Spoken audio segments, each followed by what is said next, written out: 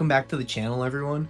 Today I have a full upper body session I'm going to take y'all through and discuss how I not only program for my upper body session, but how I go about structuring an upper body section to maintain strength and size and build strength and size as a hybrid athlete. So appreciate y'all watching, and let's get into it. Starting off the upper body day with a bench press. Bench press is my primary movement for this upper body day. I do 2 upper body days a week, and I like to focus on one heavy pushing compound and one heavy pulling compound on the day. Today, that was bench press. I work in a heavier rep range there with about 3 to 5 reps, and I like to superset some external rotations just using a plate because it's convenient on these to help strengthen up some of those supporting muscles, as I find it can be really hard to get in some of those extra movements on upper days, so supersets are a great way to do that. After benching, I then go to my heavy back compound of the day. I like going with a wide grip on this row to really target more of the muscles of the upper back and really focus on the rhomboids along with the rear delts that are often neglected within other back training. After that, I move back into a pushing exercise. How I structure my upper body days is I like to go with my most unstable and most taxing lifts first, both for my chest and for my back. So today that's bench press, and then I do an incline machine press to make sure I hit both heads of the pecs. And then for my pulling movement, that's going to be the T-bar row, and then I also do a vertical row to make sure I'm hitting the back from multiple angles and to make sure that all the musculature of the back is getting a proper stimulus. After I finish up with my compounds, this is generally whenever I'll move into some smaller supporting muscle groups, and I like to do that through supersets. So this is where I throw in my shoulder and arm volume. I like to start off with some lateral raises that I'll then superset with some overhead extensions. I really like to superset shoulders and arms, and then another shoulders and arms superset as opposed to a shoulders and shoulders, then arms superset. As with lateral and rear delts, which is the superset I do today, there will be quite a bit of crossover, so giving them a break by separating your supersets is a great way to get some better stimulus without overly taxing the muscles. And this also just helps save time, as upper days can go quite a bit longer than if you're used to a push-pull legs. So using supersets at the end of a workout is a great way to save time and still get in a great stimulus for your shoulders and arms without having to worry about spending half the day in the gym. So in summary, I like to structure my upper days by starting with some heavy compounds, both for my chest and my back, before then finishing off my upper days with some supersets for my arms and shoulders in order to save time in the gym and get an efficient workout. Alright, welcome back, everyone.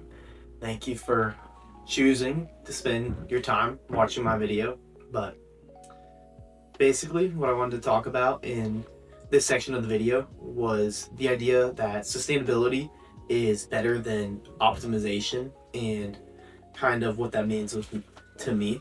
So got some notes for this, but I've been really thinking about this a lot lately because I feel like we live in a world of hustle culture, productivity culture.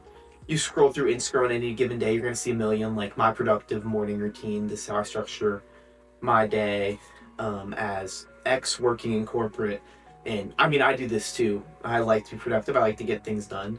But I think that oftentimes, in the pursuit of getting more done and being more productive, we forget to make a routine and build systems that are sustainable to us. And in essence, that you can have the most productive morning routine of all time, where you wake up at 5 a.m. and you go on a 6-mile run, and then you cold plunge, and then you journal, then you meditate. But guess what? If you're able to do that once, and then the next day you're so burnt out from doing that you're not able to do it the next day, that's not the perfect morning routine, because you can't do it over and over again. Because sustainability in doing something over a long period of time is how you actually make results, rather than these one-time heroic efforts. So I myself have personally struggled with this, because I really love productivity culture. I love all, like, the Pomodoro methods of studying, Mathematome methods, blocking out my time, blocking out my days, knowing exactly what I'm going to do at what hour. And that's addicting, because it feels like, oh my god, I can get so much done, I can be so efficient today. But you're not necessarily effective, because when you do stuff like that, and when you make a routine that is not sustainable, you end up being so burnt out that even if you're able to repeat that routine too, you don't have the mental bandwidth that is required to do really deep work and really meaningful work. So I think that we are prone to this because the human brain craves novelty. That's why we take vacations. That's why, in general, people like to do new things, try new workouts, watch new videos, scroll. Not that's why scrolling is so popular, because it's novelty. You're getting a new stimulus every minute or so. However, novelty isn't effective for making progress. To relate this back to the gym and kind of my area of interest, there's always going to be a new study or a new optimal exercise that you'll see on social media or your favorite influencer promoting.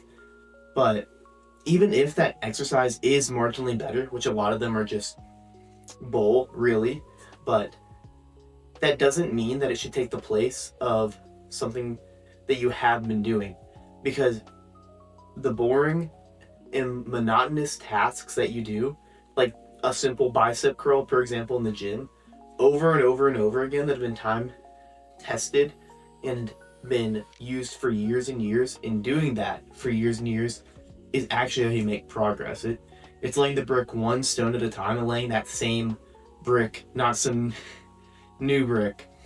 So in essence, I think that life and this productivity culture that has kind of became so mainstream over the past couple of years, while it is really, really good at getting people to do more and think about life as a way to do more, to be more, to get more done in a day, you can't sacrifice productivity without being able to sustain it over a long period of time. And that we should focus more on sustainability and finding things that, even if they're not the most effective or most optimal, that are sustainable to us and that resonate with us, and instead repeat those over and over again, because they not only are going to lead to better results because you can actually do it and stick to it, but also just more fulfillment in general. So that's the talk. Be more sustainable, focus a little bit less on optimization, as hard as it is. And as always, I appreciate absolutely everyone who chose to spend their time watching a video of me. It's kind of crazy to think about that, and we'll leave my email in the description if you all have questions or comments, personal training programs, everything like that. Please follow me on all my social medias at CoopGrayFit. And yeah, that's it for the video. Peace and love.